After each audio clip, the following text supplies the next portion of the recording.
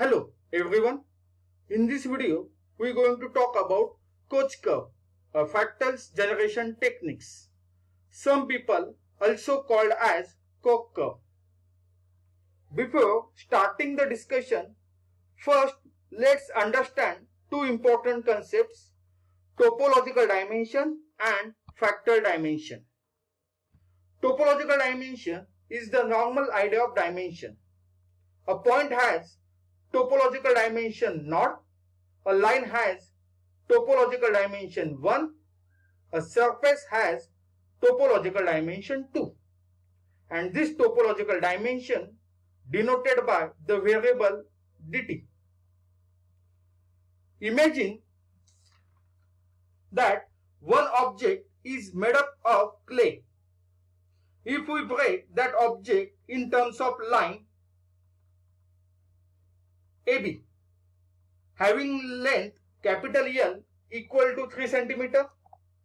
If we break this line in 3 equal parts, that is number of pieces of line capital N equal to 3, then each part's length small l will be 1 cm.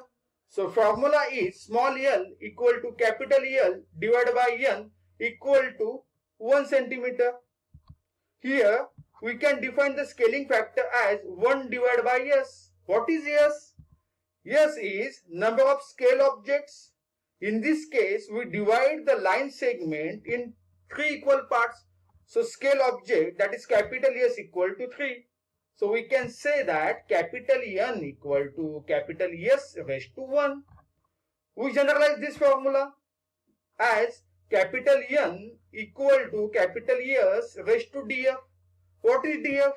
Df is called as fractal dimension, and to calculate the fractal dimension, formula is df equal to log n divided by log s, where log n is log change in object size, log s is log change in measurement scale.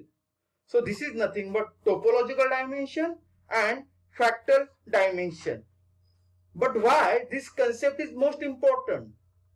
Because in curves where fractal dimension is greater than its topological dimension are called fractals. That's why this concept is most important. Now, let's start with our concept Koch curve. It is a mathematical curve and which is invented in 1904 by the Swedish mathematician Helge von Koch. The Koch curve, also known as Koch snowflake, Koch star, or Koch Iceland. As we talked on previous video, that is fractals, where procedure rather than equation are used to model the objects. So to discuss the Koch curve, we implement this one. That is, we define the procedure for Koch curve. That is, we executing same steps of procedure again and again, and we implement basically self-similarity property of fractals. So to draw a Koch curve or triadic Koch curve, we have to start with line segment. Then we are dividing that line segment into 3 equal parts. After that, we are replacing the central third part, that is central third part, by the two adjacent sides of an equilateral triangle. And all of us know that the equilateral triangle side creates 60-degree angle. The second part is now rotated by the 60-degree. Add another part which goes from the end part of 2 to the beginning of part 3 with each part. The Koch curve can be drawn by dividing line into 4 equal segments with the scaling factor 1 divided by 3, and middle 2 segments are so adjusted that they form adjacent side of an equilateral triangle as shown in the figure. This is the first approximation to the Koch curve. To apply the second approximation to the Koch curve,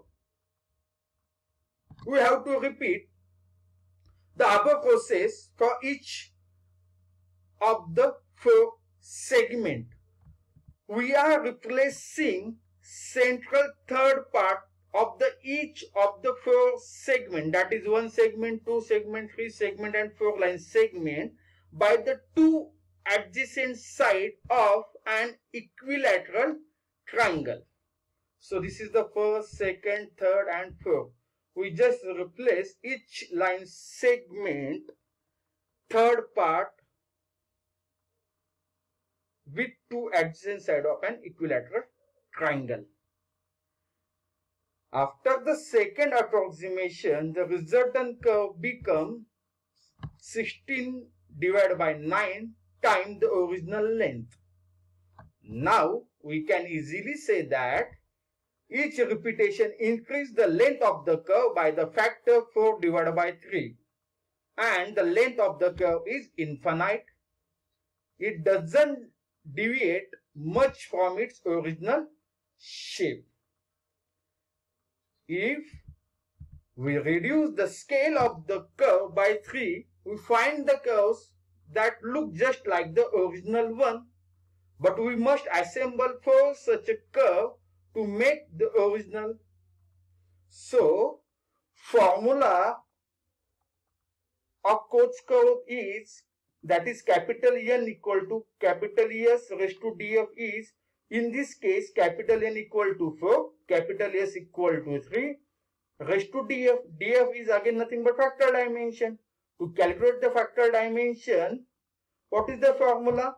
That is log n divided by log s. So n equal to 4, s equal to 3. So log 4 divided by log 3. So answer is 1.2618. So factor dimension df of Koch curve is 1.2618, and topological dimension of Koch curve is nothing but 1. So from above discussion, we can say that curves whose factor dimension is greater than its topological dimension are called factors. So Koch curves are factors because their factor dimension 1.2618 are greater than their topological dimension, which is 1. So this is all about Koch curve. So before leaving, like this video and subscribe the channel